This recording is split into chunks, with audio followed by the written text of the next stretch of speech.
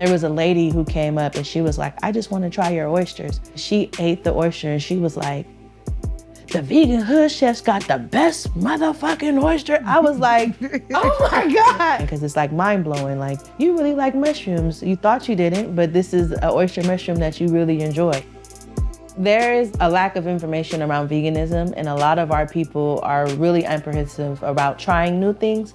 We show up with our vegan meals, our vegan dishes, and we don't tell folks, and we just allow them to have that experience on their own.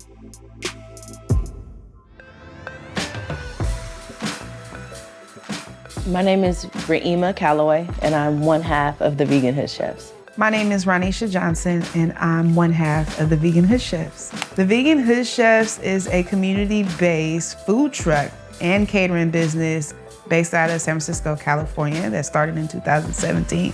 Our mission is to support education and access for Black and brown communities around healthy foods. So we serve Creole-based vegan food. Both of our families are from Louisiana, so we like to pay homage to our grandmothers who taught us how to cook. Kyle, your order is ready. Here you go, Kyle. Vegan food is food that doesn't consist of any meat or animal products like milk, eggs. It's not produced by like bees. I believe the gateway dish to veganism on our menu is the po' boy. And once they try that, they're like, I'll try anything else. So for our po' boy, we use a local bread baker, which is Acme. And their bread is super fresh, and it is unmatched. They also have vegan bread. It's super hard to find vegan deli bread. What we do is we take our Acme bread and we slather it with some nice vegan butter, put it face down on the grill to kind of get it a toast. We take oyster mushrooms, of course, and then we use a Cajun cornmeal batter. And we use coconut milk as a wet batter as a base to add flavor. And so the cornmeal is kind of what you would traditionally batter like an oyster po' boy, a traditional Cajun oyster po' boy, and it's a play on that. And so we use oyster mushrooms to mimic a lot of the texture and then also the flavor itself. That's gonna deep fry until crispy brown, so for about 5 to 7 minutes. This is our house-made garlic aioli sauce made with fresh garlic and chives, chopped lettuce, shredded. So then we take our fried oyster mushrooms and add those on, fresh shredded cabbage, our freshly chopped diced tomatoes, then green onions. So we put a little bit of the hot honey, coat that. Then we take our garlic and chives, put that on top. And then, of course, our house chipotle. Boom. Substituting meat is a huge part of our business. I think we like to substitute meat because we cater to an audience that is interested in transitioning into veganism, or they love to have vegan food that is familiar, some of the tastes that they're familiar with. And so in the kitchen, we're always thinking about how can we utilize plants as a way, whether it be the texture or the taste, to emulate meat in some kind of ways. We use oyster mushroom because it has a very similar texture. We do a really good play on crab cakes where we'll take hearts of palms and shred it up. And by the time you eat it, you're like, this is really tripping me out because it's a play on the texture, but also the flavor base is still the same. Veganism can be very policing experience for so many people, which is not what we want to represent. Lack of access also plays a part in what people can eat or what they feel like they choose to eat. And so I think highlighting that it's a process and that we're still on that journey too, I think is a welcoming piece for the people that we interact with. And our business is a reflection of that. The current move is vegan food because we want to live.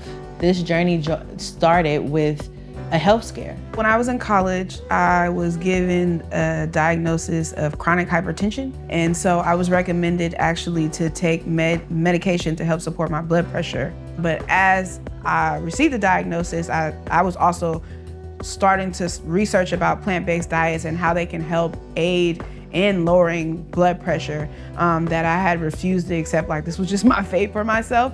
And so I started working out heavily. I also started transitioning slowly into veganism, where I didn't immediately become vegan. It was like over a 5 or 6 year process of me starting to eliminate red meats out of my diet, just being more intentional and thinking about what I'm eating. And so through that, I was able to see a decrease in my blood pressure and changes within my health and my overall weight.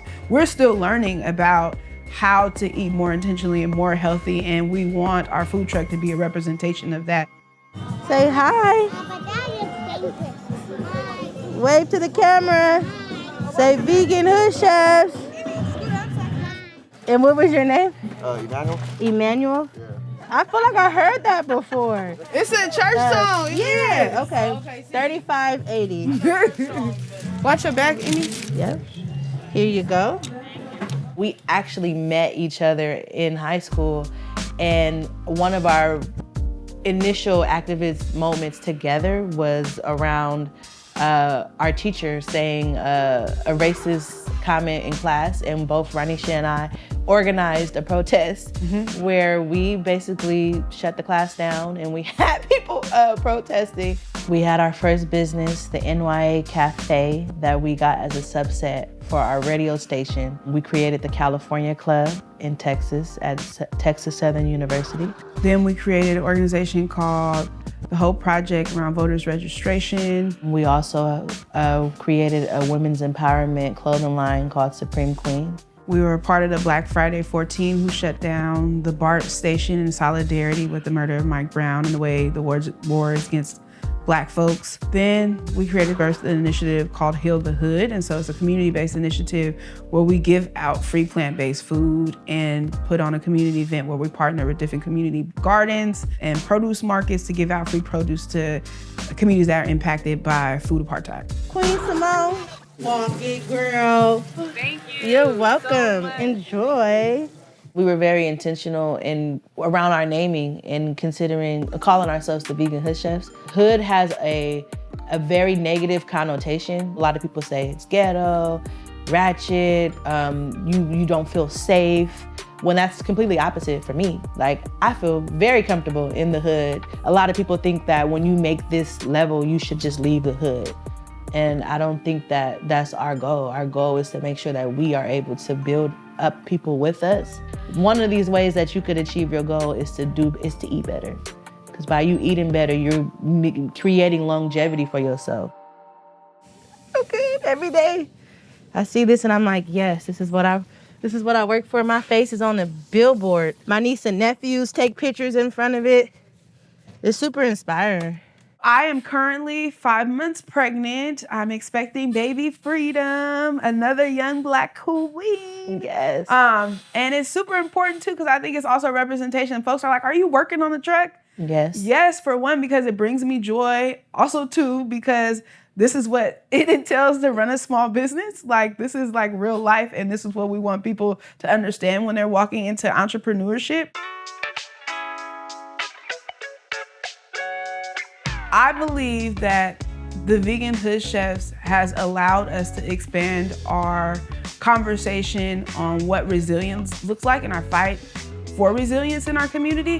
What also represents resilience is also being able to engage in joy-based activities and doing things that you love and bring us happiness, because us being Black women and being happy in this society is also fighting against injustice. So if you visit the truck, you'll hear singing on the mic. There will be twerk breaks, and so we'll be dancing. You'll hear a lot of music that we listen to every day, and we set the vibe. You'll get great food, and you know, it's just a good atmosphere. And we, like she said, we're very intentional in making sure that we hold space for folks. You could come to the truck, and we're gonna dance, we're gonna sing, we're gonna do everything.